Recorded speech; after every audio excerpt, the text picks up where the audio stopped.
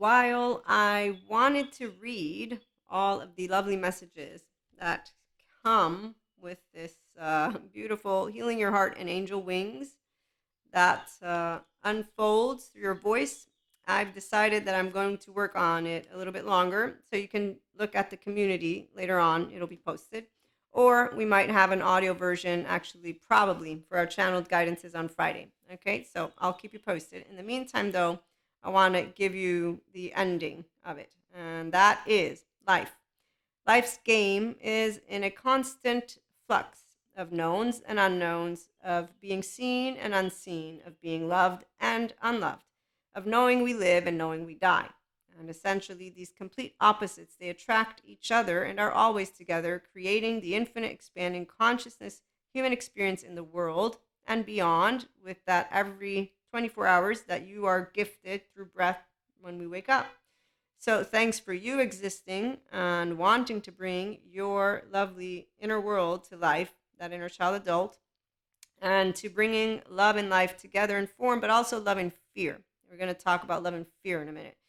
And that's because we as bodies have an embodied brain. And people crap on their emotions because the fear one is one that when you're a 1 year old who didn't receive, it's okay to be afraid. You will have felt helpless, hopeless, and as if you're supposed to be, quote unquote, ashamed of having fear versus thank your body for keeping you safe. And that's why fear and love, as I shared in our IHP late shows last night, they go together, but I want to expand on that. And I think we have an episode where I expand a little bit on it, but I'm not sure about that one yet.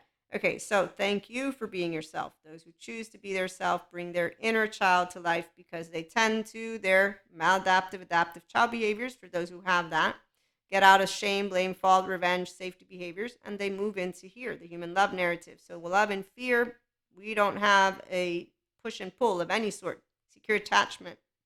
It's not boring. It's called I, of course, in my brain, am always going to be aware of what I can know and not know. Why would I not be? And of course, my embodiment is going to say, wow. So when you learn neuroscience, they share with you what a state of flow is. And it involves when you are getting into this selflessness thing, timelessness, effortlessness, and richness. Now, the effortlessness is where fear comes up. We'll talk about that in a minute. So thank you for being yourself, for bringing your inner child adults to town and joining us if you don't have that completely. We're always in the process of getting more of our inner child adult. Come have fun. Okay. The biggest gifts and the biggest gift that any one of us can contribute is our humanity, because your humanity comes forth when you're an expanding piece of consciousness. And another part that I do want to read, because this one was really fun to channel, and it's based on playfulness. Let me see if I can spot it, because it is through playfulness that we will be able to enjoy what is, in my book, imagination. And I actually have it written down more simplified here, so I probably will find it over here. Okay, and here it is. Playfulness is what we need in order to dissolve fear, which is where our lovely Krishna Lila comes in, and that's your ventral vagal state. That's how I share with you these mixes of human, spiritual, and spirituality elements. That's why I'm the woo-woo pseudoscience lady, but I'm also 5D mystic. Some of you are new, you don't know this yet, even though I try to make sure you see it everywhere, okay? And see, human sciences are proving there's not evil that is in here. Those words and that word is used by some with the philosophical and religious texts. The ones of us who are smart, stable, mature, adaptive, rational, teachable, we don't use our imagination for evil. No, we know a forensic criminologist. He has a lovely scale, and it's pretty clear. And he's a forensic criminologist. So, I mean, unless you're a flat earther, we always will have holes with any of those data pieces. Quantitative gets built. Okay, so while people can share their subjective opinions, we all have one. I have that opinion with the academics. Yeah, no one's inherently good or evil. The 1-year-old of you lives within you, the 2-year-old, 3-year-old. So I know who the data people are, and that's why I'm not the typical Wendy. I don't want to be a Wendy at all, but I'm sure some people will say she's a Wendy. I don't like her. She's not a mystic, stuff like that. So we have plenty of mantles. The mantles are like teenagers who want to act like they're cool, think that they're cool, and you realize that they're all not cool because they're all unreliable and they're moody and they don't mean anything when they speak from their mouth. They just act like they're badass, like Pinocchio does. So that's what I saw as an adolescent, which is why I was like, yeah, I'm not inadequate. And actually, you're not going to be what I'm looking at for inadequacy or adequacy. I'm going to look at actual empowered people, and I know who they are. They all have compassion, they bring people together, and they're smart. That's why you can't pull wool over their eyes. The minute they hear a sentence that is basically negative in a way that is negative or extremely positive, but the extremely positive ones, it's a tone that gives it away. And it's also the way they come about it. So, playfulness is what will dissolve fear because you're working with your embodied brain.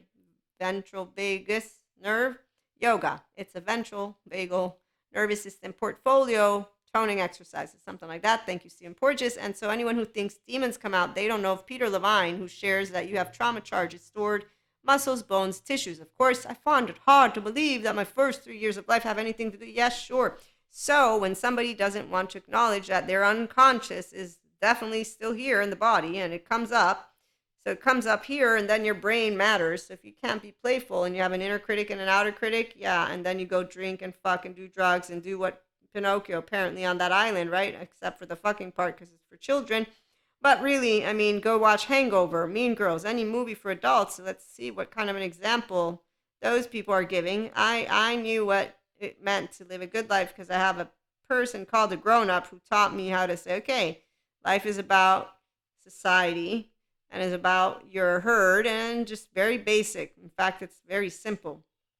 And that's why love is easy for those of us who want to love and are love. And then those who fear it, they will want to love too if they're smart because they'll know that they're mammals. Because the body of your 1 year old knows it's a mammal. And that's why the self of you can be reclaimed by you when you get back home to your true self, your 1 year old, your 2 year old, your 3 year old. I'm going to actually read another part because no 1 year old wanted a push and pull, codependent type relationships. No 1 year old wanted to be always afraid, so tired when they wake up, so much full of worries and nightmares and ruminating all the time. Nope, they don't want that. So if you choose to be you, come on over, personal development at Inner IHP, Inner Growth Mindset, and you claim that lovely infinite higher human conscious potential. That's when you're going to reclaim that wholeness, but you're also going to heal those trauma charges. We all have trauma charges. That's a basic. I got to process mine no problemo because I have a good mother who raised me to be emotionally, it's okay to be a crybaby, basically. I didn't feel helpless, hopeless, none of it. So I know how to be playful when I'm afraid. Okay, so dissolving fear results in releasing it, by the way, from the heart and the mind. And that's by also allowing yourself to have the body experience, because the nervous system is going to bring it forth in the first place. And that's the minute of when I have panic attacks. So I've never been ashamed of them. And although people think I should be tired of them, I'm not. I mean, it doesn't feel comfortable to have fear, but I'm comfortable in the uncomfortable because my body is a safe haven, secure base. Because, see, I'm the one who owns it. And I got to be allowed to own it because I have a childhood centric. And to this day, my 3-year-old will come up. There's very specific 2 people that get it, my twin and my mom. And I've been working on my tone for a reason. And now I know about reactivity. So when you learn how to work with your brainstem, it's because you learn, oh, I want to use my prefrontal cortex. Oh, look, I'm a human. I know how to explain it to a 5-year-old. Anybody? I find it hard to believe that my past is still carried with me. Well, you don't know neuroscientists. Oh, I'm sorry. There are people who call human sciences people pseudosciences, and I'm laughing about that one too. That happened yesterday on some YouTube channel. It's like, wow, there's a lot of actual grown-ups who have adolescent brains because they sound like the teenagers that I knew that didn't want to learn anything. And I'm like, why wouldn't you want to learn? And then I got to college and I'm like, what are you doing? Why are you wasting your time here? Why are you spending money? You obviously don't care about, oh, I'm sorry, Pinocchio. You want to follow the fox and the, oh, ghosts. Sure, let's blame the masses trying to suppress. Sure, the box, the TV box. I'm going to say your conscious choice. See, Maria, I told all my teenage friends, why are you doing it? Why are you doing it? Why are you lying? Why? I had no issue telling them the truth in their face. I still don't. It's like, why do you think you're smart? Now I just know not to do any of it because I'm just feeling bad for that. Let me out, the inner child that doesn't get saved. Yeah, so with perseverance, patience, and the right people, healthy self-worth women, men, and days, you can get over any of that shame, blame, fault, revenge from the past. It's not a devil, demon. Nope. It's basically, childhood trauma stuff. I'm so sorry. I know some people, they're like ignoring when I say, look up trauma bonding, look up codependent, find out. If you know your worth, then you're going to know I'm not worthy of that stuff. I'm worthy of a real relationship. And if my body is so afraid of it, I know I need a good therapist. EMDR, child parts work, and somatics, first of all. Owning it, grieving it, like Patrick Teahan, childhood trauma survivor, shares and healed and healing, and he's a therapist. It's really, really upsetting when you find out I was denied the very essence of what I'm made of. I don't know that rage. I don't know that anger. I don't know that moment, but I know that Patrick shares with his community, you don't have to forgive anyone for now. And the way he says is not as a teenager who's spiting the grown up. No. Let's reclaim our inner child. Let's become kind human beings, which is the essence of what we are, because that's what your heart will know. And let's take step by step. And whenever and if you're ever ready, then you can go and do that. If not, you won't, because your nervous system learned dysregulation, push and pull, codependent, shitty relationships based on how you were treated. FYI, I'm just saying. I believe in forgiveness. I love Jesus, but I don't have childhood trauma to the extent of where I had childhood developmental brain stuff go on. So I can't know how it feels to figure out, wow. And of course, I know that no parent chooses to traumatize anyone. Nobody chooses. Our ancestors did a lot of things. Let's leave that one out of there for now. But okay, so if you choose to be you and you claim that lovely infinite you, yeah, you get to wholeness because you work through those trauma charges. You heal them. It's by witnessing, processing, safe haven, secure base, regulating your nervous system, and letting go. And the people that are around you. So the fourth step, a lot of people, they walk around like Braveheart. They want people to take their side. So grown up doesn't say take my side. That's a teenager attitude. It's I have this stuff and it's really vulnerable. And you get a hug from a person who doesn't judge your family, doesn't judge your friends, doesn't judge what choices you've made. That's what it's called to be a functional adult who knows how not to cast a stone. And actually, this is the very easiest thing I ever heard. Thank you, Jesus, which is why I said, I'm not going to be unkind to all of you. I'm not going to close my heart. You don't know what you're doing. You're all what the grown-ups said you would be. I can say, Maria, stupid. Well, you're a teenager. No, I'm not. I'm a grown-up. No, I'm not. But I'm not going to act like a fool. So yeah, inadequacy for people that are peers. Wow, that's the social system. Believe me, if you're a person who has any healthy self-worth, you're going to be like, I ain't following that. You don't know what you're doing. I want to live. I want to live. I want to live. That's why Pinocchio, he didn't have to go through all that. Nobody has to go through every single one of the stumbling rocks because seriously, when somebody says to me I'm smart and I share with you neuroscience, neurobiology, attachment, and trauma, and then you're going to bring to me, I find it hard to believe I need to turn around. I need to turn around to not disrespect another human being, because I also don't want to use my time like I didn't with teenagers. And I learned how they handled when you're like, really? I'm going to laugh in your face. They handled it really not well. I'm like, I don't want to do that. I'm tired of trying to do that as a teenager. And in fact, I don't do it at all with grown-ups. I just know who I'm going to hang out with and who not. Playfulness, it's fun when you have smart people and people who love to be alive. Okay, so we dissolve fear. And in fact, we don't run away from love. We're always like, yeah, bring it on. Let me see. Do you know how to love? You know how to love, then you love yourself first, not after. And you don't believe in any of the Venuses or goddesses of May who make conversations that are ridiculous. Dissolving fear results in releasing it, like I was saying, from the heart, mind, and body. So once you've witnessed, you've processed, you've shared, you've let it go. And safe haven, secure base people are important because that's how you learn to create safety. So fear is okay and love is okay. You need new sensations to cancel out the old. We need secure attachment. Come on over. I'm already here. That's where you can act in your maladaptive child behavior, adaptive child behavior. I will point it out to you because we're working on a program together. Basically, you choose the vision of the type of person you want to be. You say, I want to be emotionally and mentally mature, Maria, and physically. I don't want to be that, and I don't want my brain to keep on chit-chatting at night. I don't want my emotions to keep being laundry. Bring it on. Like Cusco, but in a pacho way, bring it on, okay? So you get your 1 and 3-year-old, your 3 to 8-year-old, your 8 to 16-year-old, and you work with that, and therefore you now, as a grown-up, can comprehend with the attachment trauma information I just shared that there's nothing to be ashamed of. And that shame doesn't have to consistently stay. You can say, hey, shame, thanks for stopping by. You're reminding me of something. Oh, I don't need you. That's right. Thanks. Bye. I already know. I'm dealing with people. I'm having fun with people. I'm going to go talk to people right now. When you have healthy self worth people, it's fun because they're not hearing you with, oh my God, really? You're so sensitive. Let me laugh at you a little bit because you're so scared you can't. So when I have people who to this day make it seem like I'm too sensitive, my 1 year old comes up, my 3 year old comes up. You know who I am? I'm a grown woman. Maria, it's totally okay. Watch. What are they doing with their life, Maria? Let's go figure that. No. Thank you so much. You're so humorous, adolescents. Badass. Yeah, you're growing younger by the minute. I can see it. Sayonara, alligator. So, in wholeness, your body actually rejuvenates because your secure attachment is you in your ventral vagal state. This is what a smart cookie would do. Huh, I want that. Not, oh no, you know what? I want my maladaptive child small energy to be, oh, you know what? No, I want the fucking drugging, the re traumatized. Let me keep doing that. So I know that there's a lot of people that might not know education information. I'm trying to make it so that people know we're not fucked up. There's no demon to blame. So sorry. I know people are going to still blame, but nope.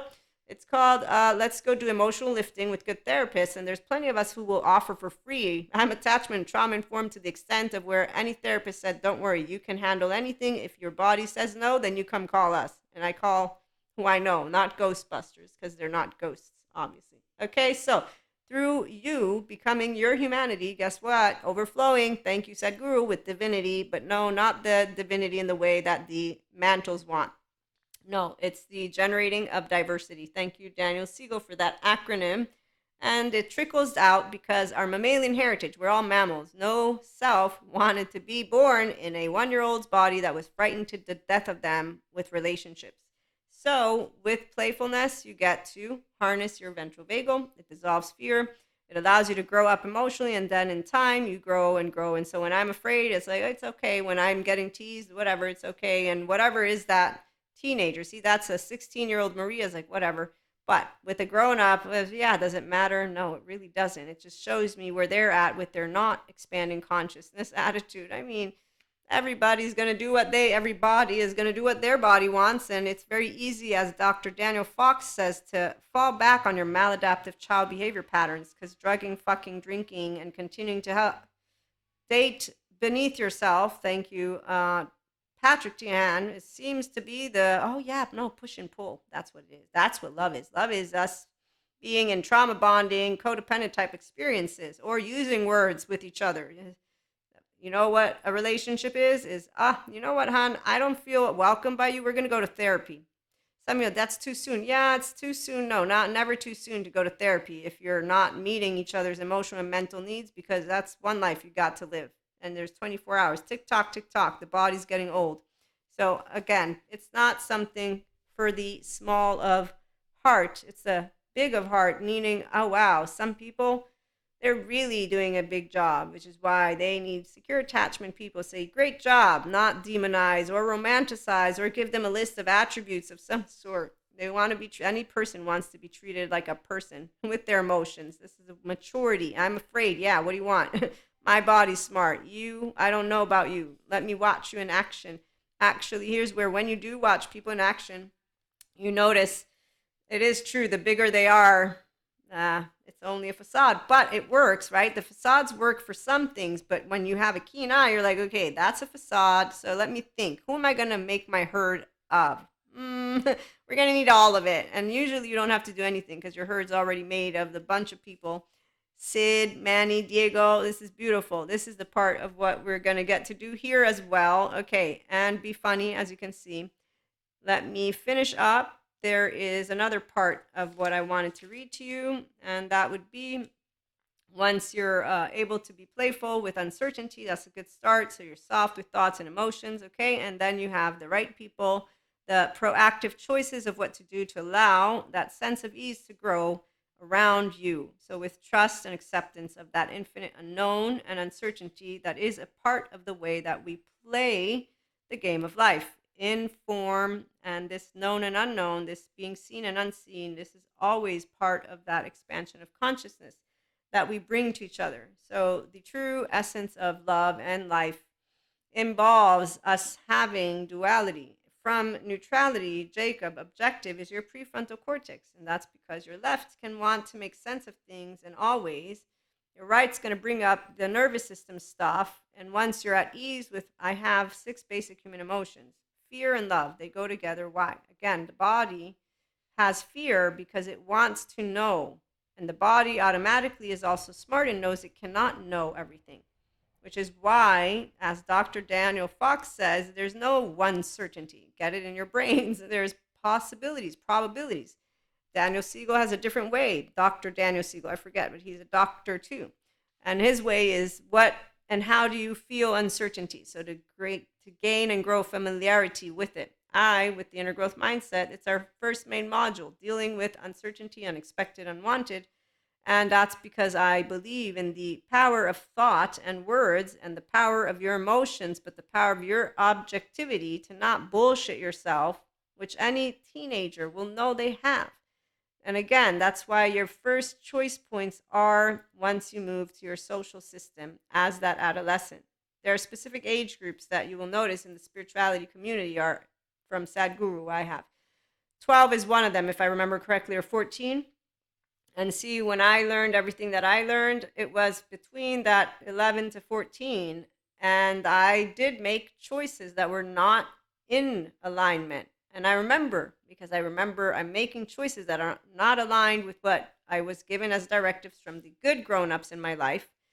And they were not aligned with my heart as a person who was a child. I remember clearly. And when I figured out, okay, so now that we've made all these series of choices, which were completely not in any way, shape, or form smart, what do we want to do? Well, I'm going to choose people who respect me, who I am, what I want to do, and where I'm headed, and not stupidity.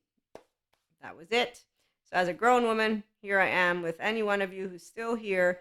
If you want to be empowered, it's called Claim Your Inner Child, Get Back Home. I had an easy time with it, but I have secure attachment and I have a twin, so I didn't have this thing of, oh my God, if you don't love me, I'm out. We had bazillion fights. I even got disowned. And actually, that's the last time I ever thought my thoughts and emotions were facts. Because I remember it. I was like, oh my God, I'm disowned. I actively, in that moment, said, I have no more sister. My heart still remembers it, which is hilarious, but it's a great experience. See, that's why I can be here sharing with you how easy it is to be yourself and why somebody would say, I don't want to. Now, let's get to the shame stuff and get out of that one. Come on over, inner child adults. Let's have fun. So it's your 5D mystic, woo-woo, pseudoscience lady for the people who want to tap into more of being who you are, your humanity. It's all in here, ventral vagal nervous system, integration of the brain, restorative embodiment. Thank you for joining us. Like, share, and subscribe. Have a great day.